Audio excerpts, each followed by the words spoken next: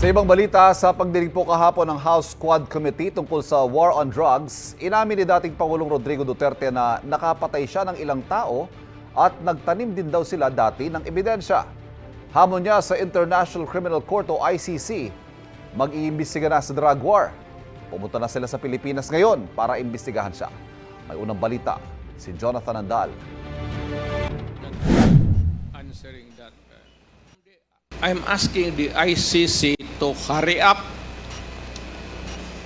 and if possible, they can come here and start the investigation tomorrow. Ilang beses sinabi ni dating Pangulong Rodrigo Duterte mula pa nung presidente pa siya, hindi niya kinikilala ang jurisdiksyon ng International Criminal Court o ICC sa Pilipinas.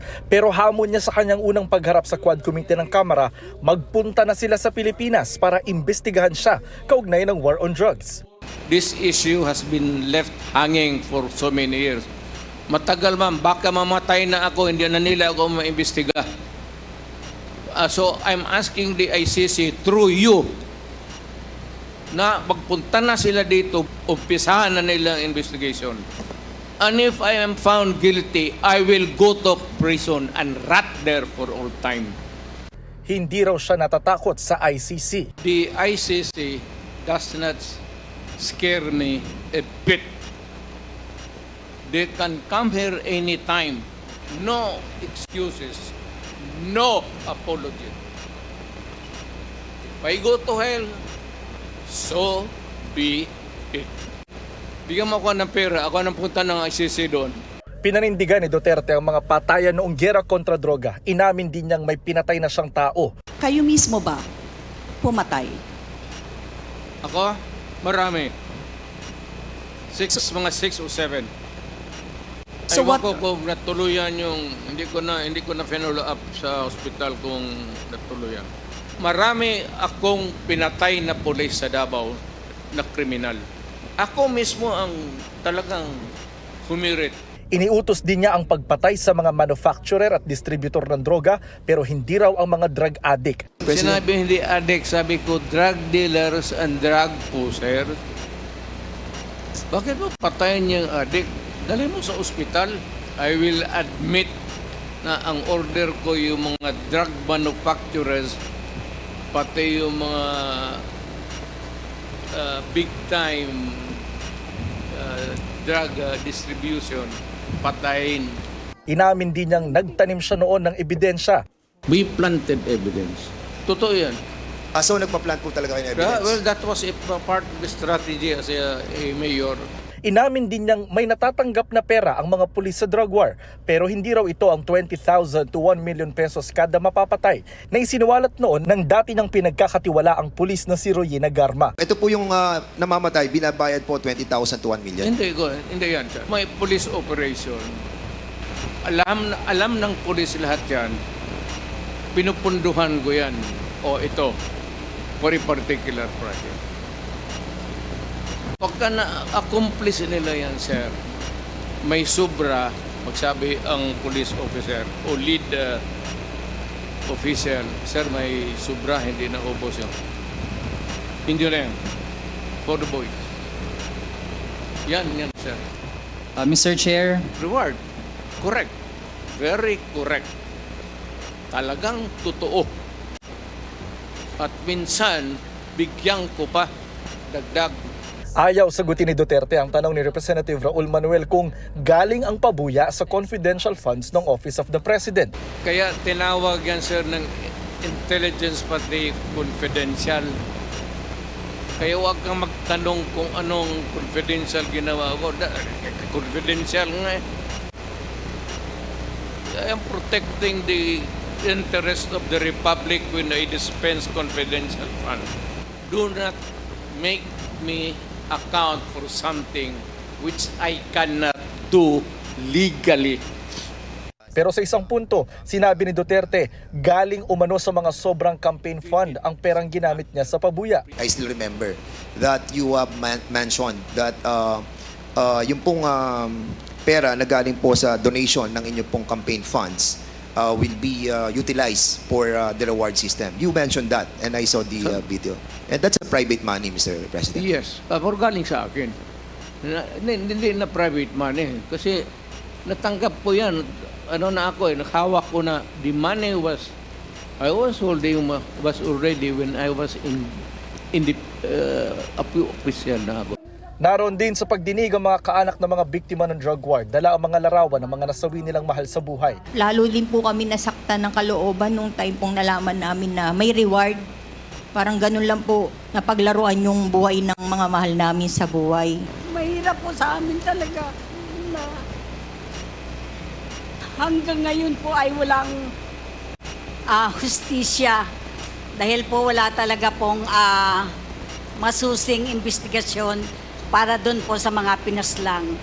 Gayon din si dating Senadora Leila de Lima na nakulong ng halos 7 taon matapos akusahang may kinalaman sa bilibid drug trade. Katabi pa nga siya ng dating Pangulo sa buong pagdinig. Naniniwala po ba kayo that si Secretary de Lima ang mother of all drug lords? Who said it, sir? Sino, Si sir? Director Ruel Lasala and Reynaldo Esmeralda, former NBI officer in charge ng Department of I Justice. would like to congratulate them for making this statement. Absolutely false. Wala po akong kinalaman sa illegal drugs. Kasama lang ho yan sa naging propaganda nila. Kayo daw po ang Lord of all drug lords. Hindi ako dadating ng pagka-presidente, sir, kung ganun ako. Pasado alas 4 ng hapon, dumating ang anak ng dating Pangulo na si Vice President Sara Duterte at umupo malapit sa likod ng kanyang ama. Hindi nagpaunlak ng panayam ang bise. Sa pagpapatuloy ng pagdinig, inakong muli ni Duterte ang legal na responsibilidad sa mga pagpatay sa drug war. Muli rin siyang inusisa tungkol sa mga detalye ng affidavit ni Garma. I have not read the affidavit so that I would not be in a position to correctly really to respond to your question. You are now trying to investigate me. Para kang investigador. You're trying to confront me with the statements made in that affidavit, and you're trying to exact an answer from me. Pagka ganon, maghinto tayo dito. That is not proper. Mr. That President, is not fair. Mr. President, we're not. Titindig ako dito.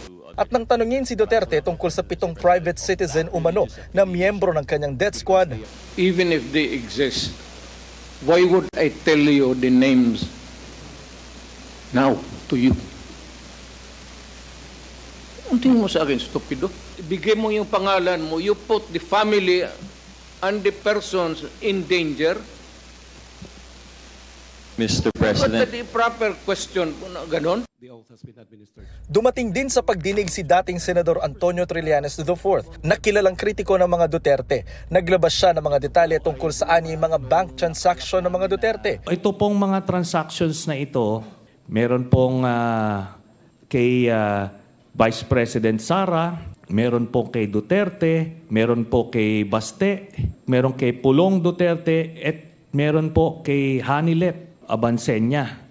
Ito pong mga ito ay mga manager's checks under their name na ang origin po ng account ay yung isa dun sa mga drug lords na minention ni Las Cañas na si Sammy Uy. Nagdidibidendo yung drug lord dun sa pamilya nila Duterte tuwing October at April. No? Kaya sunod-sunod po yan. And by the way, makikita po natin si Vice President Sara, meron po siyang 2 checking in-encash dyan under her name, manager's checks. Tapos ito po ay while she was mayor, no? Kaya yan ay direct bribery. Wala pang pahayag ang mga nabanggit ni Trillanes. I'm willing to execute an affidavit or kayo na lang to summon the banks pursuant to my waiver. Kung may totoo lang maski isa, I will hang myself. Kung may isang totoo lang nakiting, I will resign and I will ask my daughter to resign and everybody in the family. That is my guarantee. And I will hang myself. I will sign it, the document tomorrow, and I will hand it kasi gagawin pa ng abogado. Sa isang punto, may hamon si Duterte kay Trillanes. There is an iota of magbigti ako. So, in the same manner na kung magbigti ako si Trillanes, dapat magsabay rin sa akin. Nagsabi na yan siya na magbibigay siya ng waiver. Puro bluff yan, pero hindi. Kaya nga, mas maganda kung ma-draft na po natin yan ngayon para papirmahan niya yan dito. Will the former president be okay that if we draft the waiver now, that it be signed today instead of tomorrow? Anong kapalit, sir? Hindi. Sampalin ko siya sa publiko. Hindi, wala naman. Ngayon na. Wala pong ganunan. Mr. Chairman. I'll give you sasampalin ko sa Mr. Chairman. Session suspended. Sandaling sinuspindi ang pagdinig. Sa huli, humingi ng paumanhin si Duterte sa kanyang inasal sa puntong yon ng hearing at pinatanggal ang katagang sampal sa records ng pagdinig. Ito ang unang balita. Jonathan Andal para sa GMA Integrated News.